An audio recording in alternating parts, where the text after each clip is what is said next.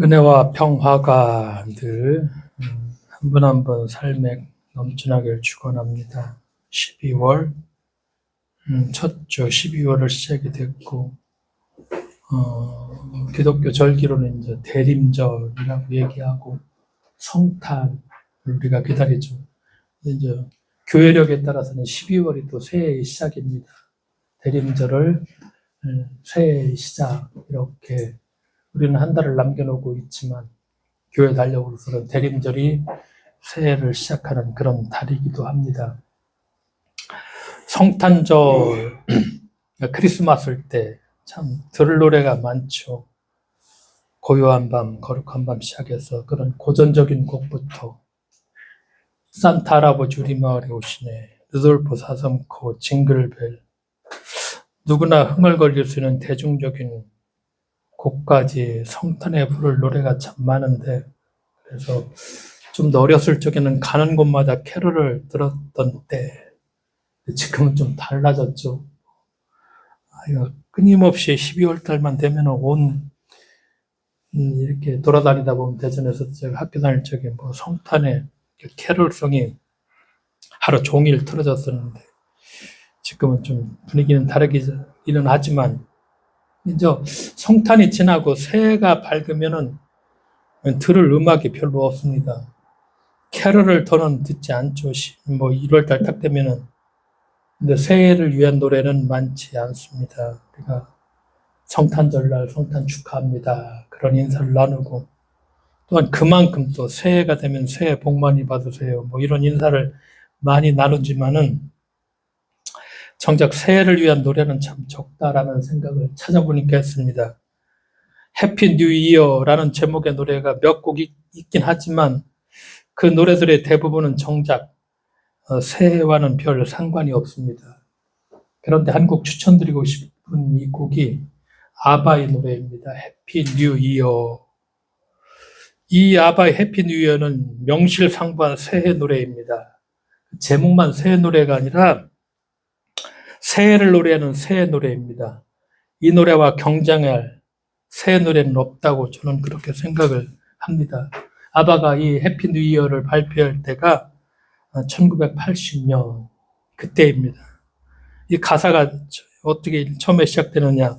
새해는 행복하기를, 세상 모든 이웃이 친구가 될 거라는 희망을 가지길 나는 알게 되었죠. 어떻게 새로운 세계가 오고 또 그 세계가 번성하는지를 시작을 하는데, 생각해 보면은 뭐 새해라고 해서 사람들이 화목해져 서로 친한 친구처럼 지나가야 될까? 아바가 얘기했던 것처럼 첫 구절에 번성하는 세상이 과연 올까? 좀 더 인생을 살아보면은 사람들은 달콤하기만 한 희망은 믿지 않죠.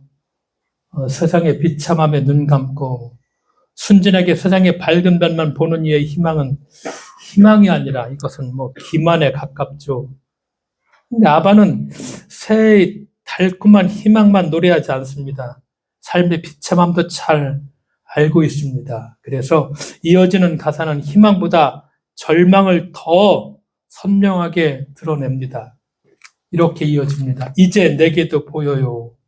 우리가 가졌던 꿈은 죽었고 그 꿈은 바닥에 떨어진 종이 조각 같다는 걸. 맞아요. 인간은 어리석어요. 자신은 괜찮을 거라 생각하죠. 진흙탕에 빠져 무거운 다리를 질질 끌면서도 잘못된 길을 가고 있다는 걸 전혀 모르죠. 그러고도 계속 앞으로 가기만 하지요. 이렇게 이어집니다. 이 가사를 보면은 아바의 새 노래는 희망의 노래가 아니라 절망의 노래로 당연히 들리죠. 우리의 꿈은 이미 죽었고 우리는 길을 헤매고 있죠. 근데 헤매면서도 정작 자신은 헤매는 줄을 모른다, 이렇게 얘기하죠. 이것이 절망이 아니라면 무엇이 절망일까? 근데 이제 아바가 해피 뉴 이어에서 또다시 이제 가사 어떻게 희망을 노래하냐면은 이렇게 결론을 맺습니다. 우리 모두 희망과 노력할 마음을 가지길. 그렇지 않으면 차라리 누워서 죽는 편이 나을 테니. 이게 아바의 해피 뉴 마지막 가사죠. 그러니까 아바의 새 노래는 희망과 절망, 또 그리고 절망과 희망을 오가는 그런 노래입니다. 그러니까 희망과 절망에 우리가 예전에 뭐 철학에서 변증법이라는 말을 가끔 썼죠. 해결의 변증법 얘기할 적에 희망이 또 절망이 되고 절망이 또 희망이 되는, 희망과 절망의 변증법을 보여주는 그런 노래라 이렇게 얘기할 수 있죠. 희망은 여지없이 절망이 되어버리고, 근데 절망은 우리가 다시 희망을 찾는 이유가 되고, 그래서 희망과 절망이 공존하고 낙관과 비관이 교차를 하죠. 근데 이제 희망이 물러나면 절망이 다가오고 낙관이 지나가면 비관이 다가오는 것은 그런 내용은 또 아니죠. 희망과 절망은 같은 순간, 같은 곳에서 서로를 단단히 붙들고 있다는 것. 그러니까 앞으로 모든 것이 잘 될 거라 순진하게 믿어보는 그런 마음은 희망이 아닙니다. 희망은 삶의 비참함에 눈 감지 않으며 삶의 비루함에 무릎 꿇지 않으려는 결연한 다짐, 이런 것이 우리가 희망이라고 얘기할 수 있죠. 그래서 절망을 모르는 희망은 결코 이건 희망이라 말할 수도 없죠. 좋아서 선택하는 희망이 아니고 가질만 해서 가지는 희망이 아니죠. 그러니까 아무것도 손에 줄 것이 남아있지 않은 그 절망의 순간, 역설적으로 남은 것이 희망밖에 없어서 붙잡는 바로 그런 희망이죠. 그러니까 우리가 이제 희망이라는 말을 쓰지 않아도 좋죠. 희망이라는 말에 너무 자주 속아서 이제는 마음을 다치지 않겠다는 사람은 희망이라는 말을 버려도 좋습니다. 그런데 여기서 희망이 없어도 살아가겠다는 다짐보다 더 단단한 희망은 없다는 것이죠. 그러니까 아바의 희망과 절망의 변증법이 수련되는 지점이 딱 바로 이것이죠. 희망이 없어도 내가 살아가겠다는 이런 다짐, 이런 결심, 이것보다 더 단단한 희망은 없다는 것이죠. 그래서 희망과 절망의 변증법이 여기서 수렴이 되고, 수렴되는 지점이 일단 바로 이 점이고, 그러니까 우리가 좀 더 이제 희망 얘기하지만 희망과 절망이라는 말을 넘어서 어쨌든 살아내는 것, 어쨌든 살아내고야 마는 것, 이것이 아마 1980년대 아바의 해피 뉴 이어가 전해주는 그 1980년대 그 상황 속에서 아바가 노래했던 그 해피 뉴 이어의 그 참된 진짜 메시지라는 그런 생각이 들었습니다. 한 번쯤 새해가 되기 전에 될 때 이제 해피 이거 뉴 이어 아바의 노래를 우리가 좀 더 잘 듣는다면은 이 의미를 내가 좀 더 새겨보면서 그렇구나. 어쨌든 내가 살아내고야 말겠다는, 내가 살아가겠다는 이런 단단한 마음, 그렇죠? 이것이 어떤 절망으로 이길 수 있다는. 그래서 그 절망 속에서도 희망을 내가 가질 수 있는. 대림절은 또 희망을 얘기하죠. 세례 요한이 그래서 오늘 내가 주의 길을 예비한다. 우리가 주의 길을 예비하는, 또 오실 주님을 잘 맞이할 준비라는 그런 주간이기도, 또 그런 시기도 이기도 하죠. 우리가 예언자를 얘기하면서 세례 요한이 마지막 예언자라 그렇게 얘기를 하죠. 그렇다면은 우리는 조금 더 그럼 예언자가 어떤 사람들이었나 좀 더 한번 구체적으로 이 예언자에 대한 어떤 기본적인 것들을 확실히 좀 알고 넘어가야 되겠다는 생각이 들었습니다. 오늘날이나 옛날이나 제국이 늘 문제였죠. 이 제국 체제에서 이제 예언자들이 등장을 하기 시작하는데, 우리가 고대 근동에 보면은 그렇죠. 아시리아, 그다음에 바벨론, 우리가 늘 성경에서 같이 얘기했던 것처럼, 그다음에 페르시아, 그다음에 그리스, 마케도니아 제국, 그다음에 로마로 이어지는 그런 제국들 밑에서 이스라엘은 늘 약소국으로 이렇게 살아가게 되죠. 그런데 그런 제국 밑에서 약소국으로 살아갈 적에 예언자들이 등장하게 되고, 그러니까 권력, 왕에게, 또 깨어있지 못하는 그런 백성에게 하나님의 말씀을 전달했던, 외쳤던 그런 사람들이 예언자인데, 그러면은 구약 성경에 왜 예언자들이 등장을 하게 됐을까? 그 사회적 배경을 한번 살펴보자는 것입니다. 예언자들이 역사의 중심에 서게 된 그 배경에 보면은, 구약 성서 읽어보면은 북쪽 이스라엘은 멸망하고 남쪽은 바벨론으로 이제 끌려 유배를 가죠. 이런 격동의 시대입니다. 이런 격동의 시대에 본격적으로 우리가 아는 그런 예레미야나 이사야나 많은 그런 예언자들 에스겔이나 등장을 하게 되고 이들이 예언을 하게 되죠. 근데 이제 그보다 훨씬 이전에 가나안 정착이라는 근본적인 변화를 이들이 겪게 되죠. 그 하나님이 약속했다던 젖과 꿀이 흐르는 그 땅, 약속의 땅. 그러니까 이스라엘이라는 민족 공동체가 형성되기 이전에 이제 초기 이스라엘에게 정착하게 되고 왕국을 건설하게 되죠. 이것은 전혀 다른 차원의 정말 획기적인 변화를 그렇게 경험하게 되죠. 왜냐? 우리가 얘기하는 것처럼 이스라엘 민족을 유랑하는 백성, 떠도는 백성이라 얘기하죠. 유목민이라 얘기하죠. 그런데 가나안에 정착을 하게 되죠. 그러면은 이건 생활 양식에 엄청난 변화를 하게 마련이죠. 삶의 양식이 유랑생활, 방랑하는 삶에서 농경사회, 이제 정착을 하게 되니까 유랑생활에 익숙해 있던 이스라엘은 정착이라는 어떤 획기적인 그런 변화를 맞이하게 되죠. 근데 정착을 한다는 건 가장 중요한 것은 땅입니다. 그래서 성경에 보면은 이 이스라엘의 이 땅이 얼마나 중요한가.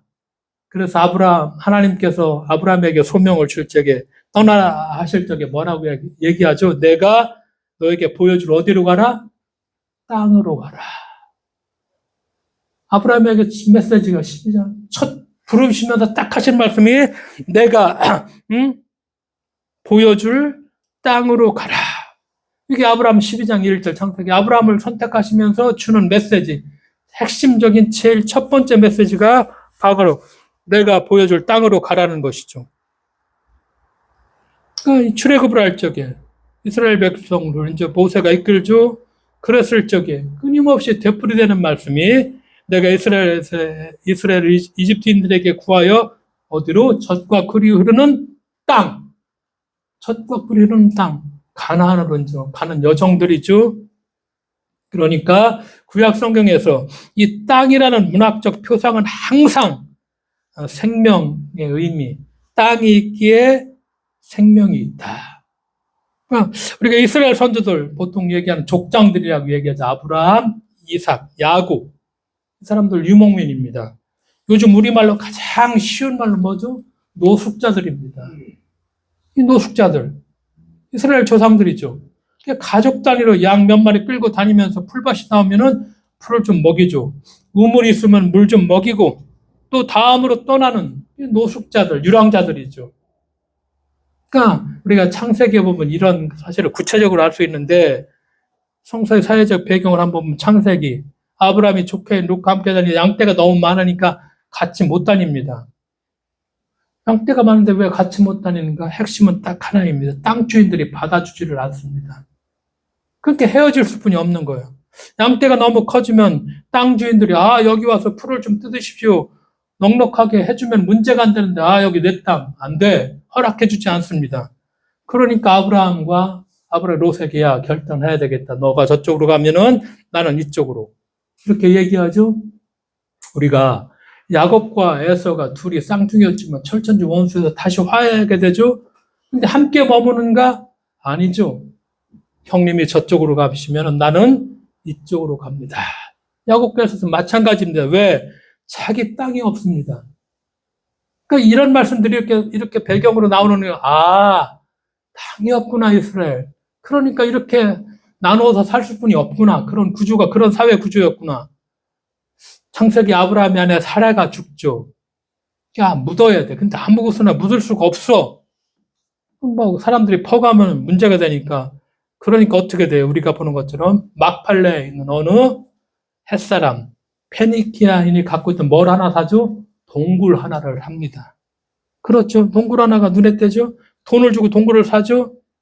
그런데 창세기를 계속해서 읽어보면은 이 막펠라 무덤에 관한 얘기가 계속해서 나옵니다. 이거 무슨 얘기야? 이거 지겨울 정도 여기에서 또 막펠라의 무덤에 대한 얘기야. 이거 왜 자꾸 나오느냐? 이게 무슨 하나님의 뜻이야? 이게 왜 나와? 하지만 이스라엘에게는 중요합니다. 왜 중요한가?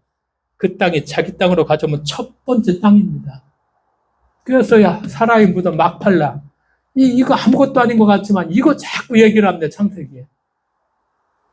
땅이라는 얘기죠. 땅이 얼마나 소중한가. 그래서 그들이 어디에 정착하죠? 가나안에 정착을 합니다. 드디어 그 꿈꾸는 땅. 그런데 이스라엘은 가나안의 다신교적 사고와 이제 불가피하게 충돌하게 되죠. 유대인들이 믿었던 신은 유일신이잖아요. 근데 이 가나안의 신들은 다 다신교야. 이 사고와 이제 충돌할 수뿐이 없죠. 그러니까 그들은 유일신을 믿어서 야훼 하나님만 믿어서 노숙자일 땐 유랑자일 땐 괜찮아. 삶의 양식이 이스라엘 고유 신앙을 보존하기에 이게 다 유일신. 참 유리한 방식이야.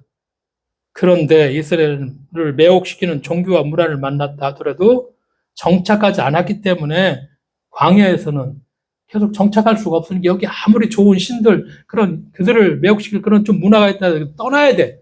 그러니까 별로 문제가 안 돼. 우리는 떠나야 되는구나. 이런 자의식을 가지고 있었기에 새로운 문화나 종교의 유혹을 쉽게 포기할 수 있었고, 놓고 떠날 수가 있었죠. 그런데 이제 정착 생활에 돌입하면서 그 유혹을 피해갈 수 없습니다. 정면으로 맞서야 됐죠. 정면으로 맞서게 되니까 여기에서 이제 많은 문제들, 사회적인 문제들, 경제적인 문제들, 종교적인 문제가 그냥 튀쳐나올 수뿐이 없는, 자, 종교적인 문제, 우리가 잘 알고 있죠. 가나안 토착민들과 융화되면서 토착민들과 혼인이 될 수뿐이 없죠. 사회 문제가 대두되죠.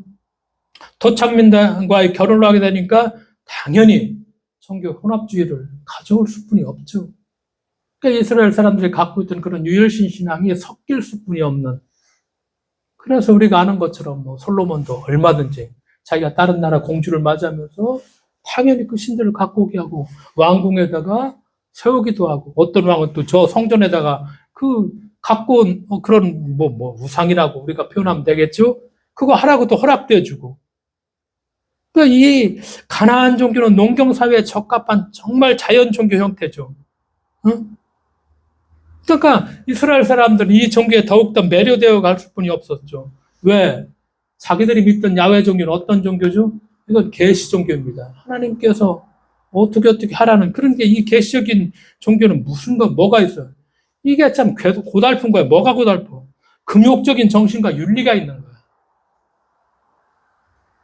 생명을 규정하게 하지 말고 이 다신교 사회에서 이 자연 종교는 그냥 욕심을 다 채워주는 건데, 욕심을 다 합리화시켜주고 그 욕심을 다 채워주는 이런 종교인데, 이 계시 야훼 종교는 그런 게 아니잖아. 너 하면 안 돼. 너 이거 지켜야지 돼. 욕심 부렸어도 안 돼.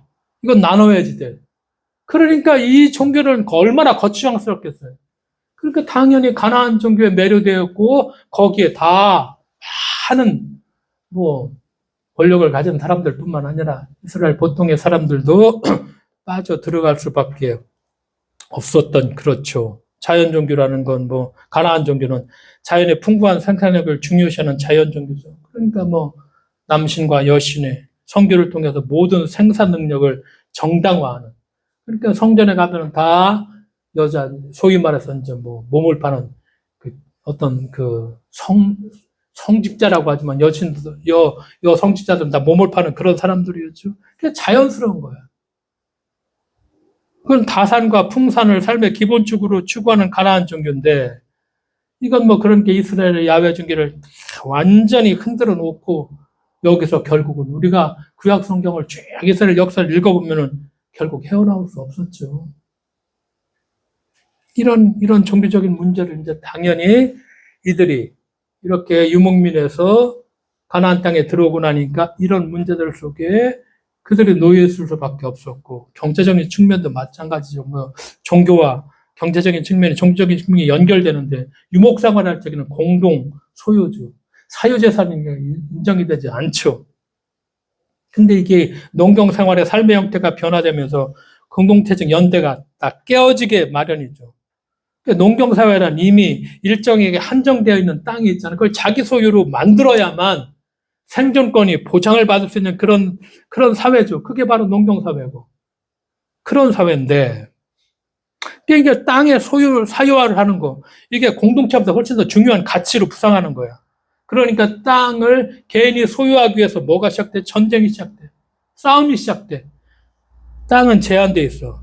제한된 땅에서 자신이 추구하는 가치를 충족시키기 위해 다른 사람의 노동력과 토지를 갈취해야 돼. 그래야지 자기 걸로 만들어. 그러니까 부의 양극화 현상이 벌어질 수뿐이 없었고, 여기에서 억울하게 소외된 가난한 사람들의 권리 문제가 등장할 수밖에 없었는, 우리가 구약 성서를 보면은 그런 문제가 시작이 되죠. 땅을 이미 확보한 사람들이 있어. 만족하지 못해. 당연히 더 많은 땅을 확보할 수 있는 자본을 소유하고 있었죠. 근데 미천이 없는 이들은 가지고 있는 조그마한 것까지 다 빼앗길 수뿐이 없는, 수탈당할 수뿐이 없는 그런 사회 구조로 바뀌어지게 되었죠. 그래서 빈익빈 부익부라는 불공정한 부의 편제가 드러날 수뿐이 없었고, 처음에 시작은 이스라엘이 어떻게 시작했죠? 하나님을 중심으로 한 부족 평등 공동체였어. 그런데 이제 이 가나안 땅에 들어오니까 이스라엘은 사유재산을 중심으로 하는 불평등 부조리 사회로 전락하게 말았다는 것이죠. 이 역사적인 현실을 우리가 좀 더 분명하게 볼 수가 있죠.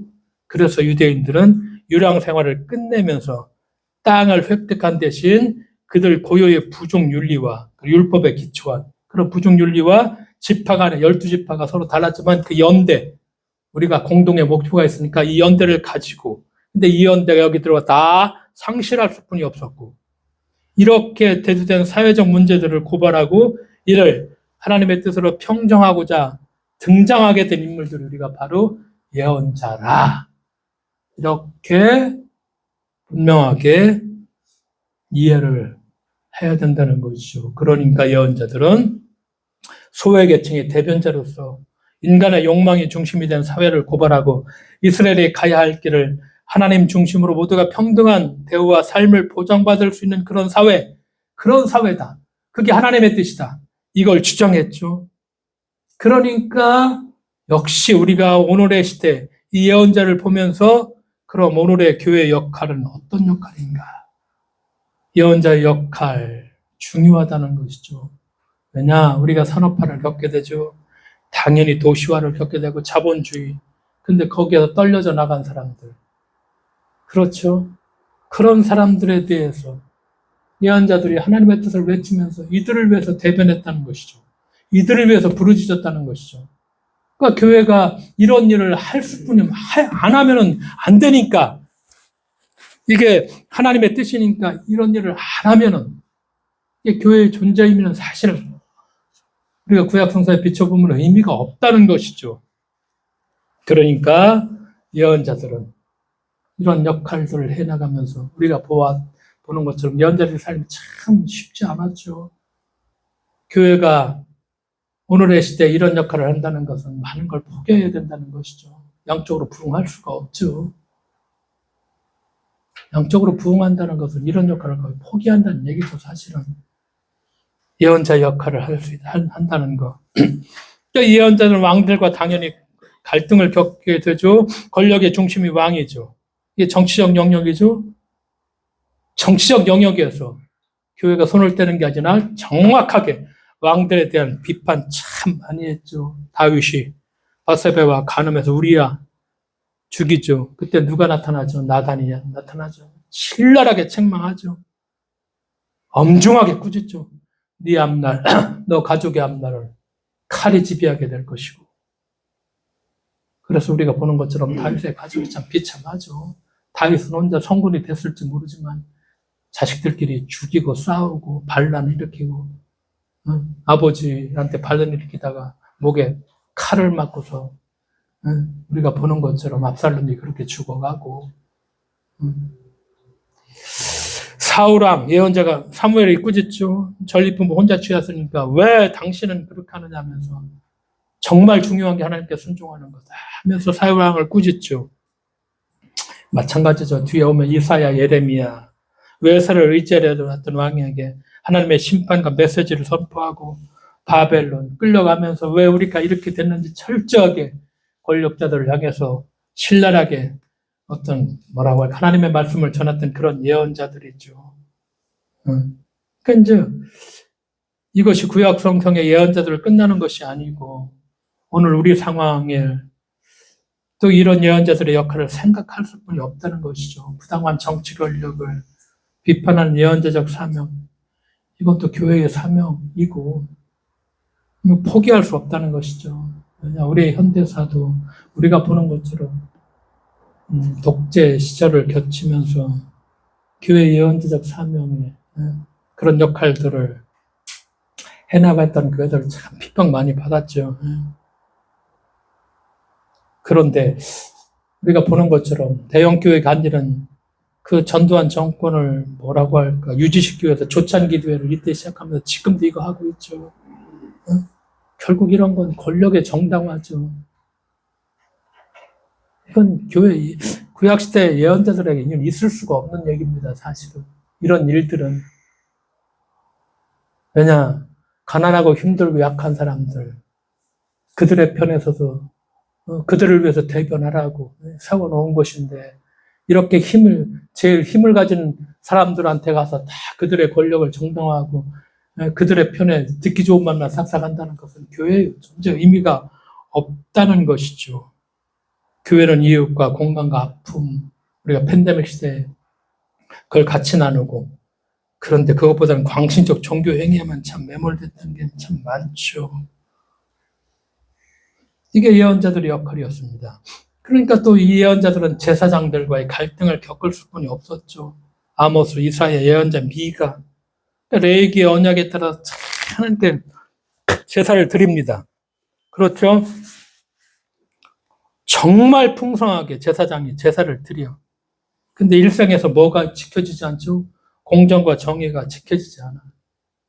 근데 이 레위기 언약에 따라 이 제사는 정말 성대하게 제물이 드려지고 하는 거야.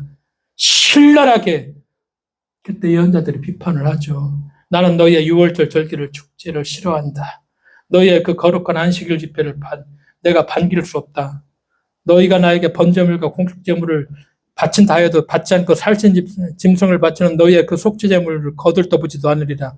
너희의 시끄러운 노래는 내 앞에서 집어치워라. 너희의 수금으로 나는 소리를 난 듣지 못하겠다. 다만 공정을 물처럼 흐르게 하여라.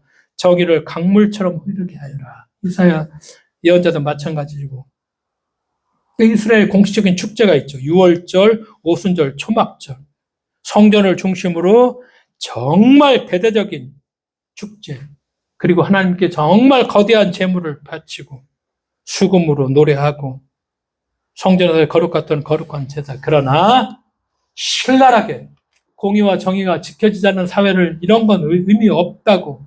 그렇죠. 일상에서 삶의 공정과 정의가 실현되지 않으면 거룩한 제사 자체도 이게 뭐 어떤 것이다? 하나님을 모독하는 것. 이게 예언자들의 핵심 메시지예요. 그러니까 이걸 또 물어야지 돼. 일상에서 하나님의 공정과 정의가 실현되었는가? 일상에서 하나님의 공정과 정의가 실현되지 않았는데 우리는 경건한 종교 행위를 끊임없이 얘기하죠. 주일을 성수하면서 철야 기도하고 새벽 기도하고 뭐 온전한 11조를 바치고 부흥 집회를 하고 적극적인 전도 행위도 뭐 할 수 있고 그런데 문제는 일상에서의 공정과 정의가 없으면은 이런 의식적인 경건하다고 한 종교 행위도 하나님을 모독하는 것이라는 것이 예언자들의 메시지였습니다. 그러니까 이 깨어 있어야 된다는 거 참 어려운 일이죠. 예언자들의 메시지들을 우리가 새겨 들어야 한다는 거. 그래서 교회가 살면 나라가 건강해질 수 있죠. 교회가 죽으면 나라가 건강할 수가 없죠.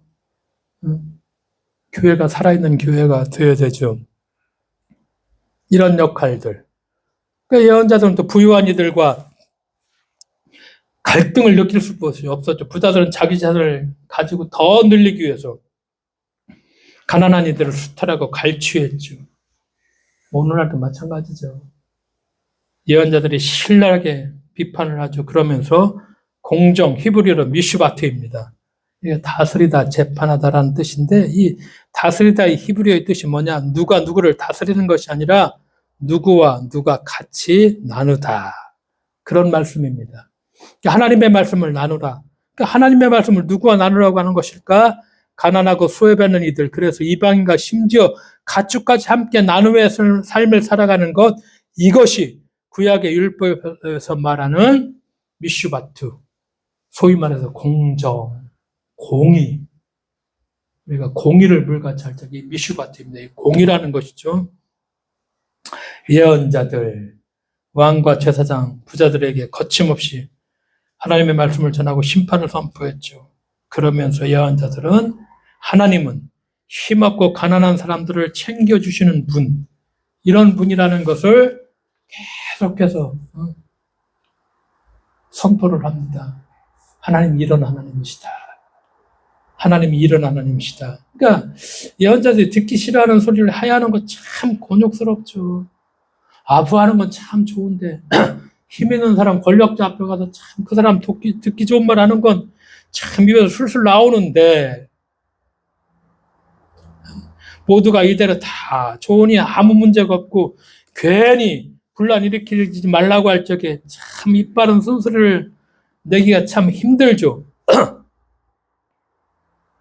권력자들 앞에서 예언자들이 온 백성을 적으로 돌리면서까지 다 싫어하니까 더더욱 어렵죠.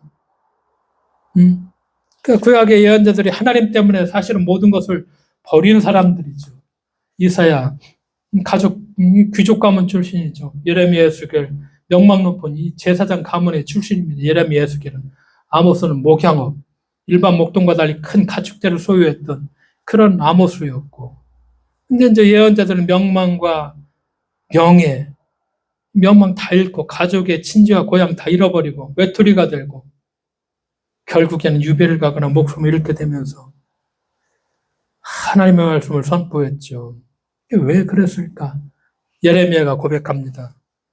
예레미야 20장 19절에 그분, 내가 하나님을 기억하지 않고 더 이상 그분, 하나님의 말씀을, 하나님의 이름을 말하지 않으리라 작정하여도 뼛속에 가두어둔 하나님의 말씀이 심장 속에서 불처럼 타오르니 제가 그것을 간직하기에 지쳐 더 이상 견뎌내지 못하겠습니다.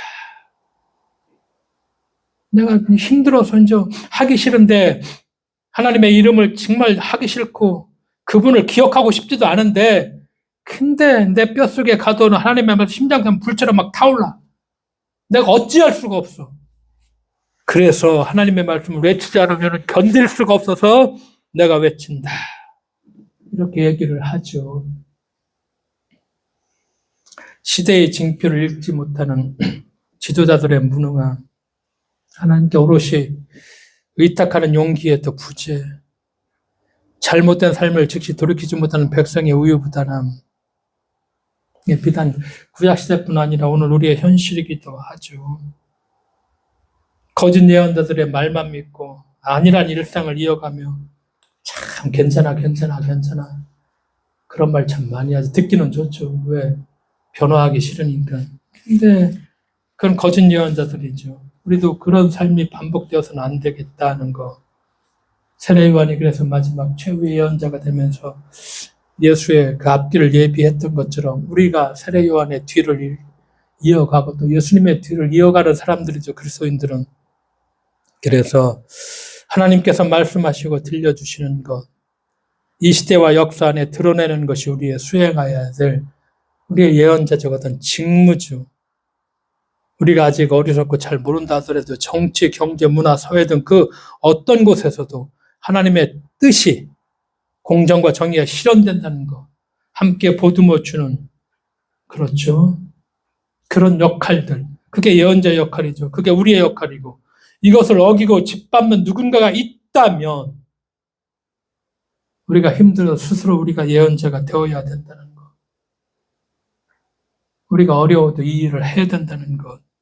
그래서 시대의 징표를 읽고 하나님의 뜻을 구별할 수 있는 그게 우리들의 삶, 그게 우리들이라는 걸 잊지 말고서 이 12월을 아바의 노래처럼 어떻게 되더라도 내가 살아내고야 말겠다는, 내가 살아낸다는, 그래서 하나님의 뜻을 조금이라도 이 땅에 펼치겠다는 그런 희망을 가지고 오늘을 시작하는 우리 모두가 되어야만 하겠습니다. 기도하겠습니다. 하나님 아버지, 감사드립니다. 12월 마지막 달이기도 하지만 그러나 교회력으로 또 새해를 시작하는 첫 일, 어떤 상황에서도 우리가 살아내고야 만다는, 그리고 힘들고 어려워도 우리가 깨어 있어서 하나님의 뜻을 분별하며 그 하나님의 뜻을 실천할 수 있는 저희들 될 수 있도록 주께서 저희들 이렇게 세워주시고 성령으로 충만하게 하여 주실 것을 믿으며 예수님의 이름으로 기도드리옵나이다. 아멘. 찬송가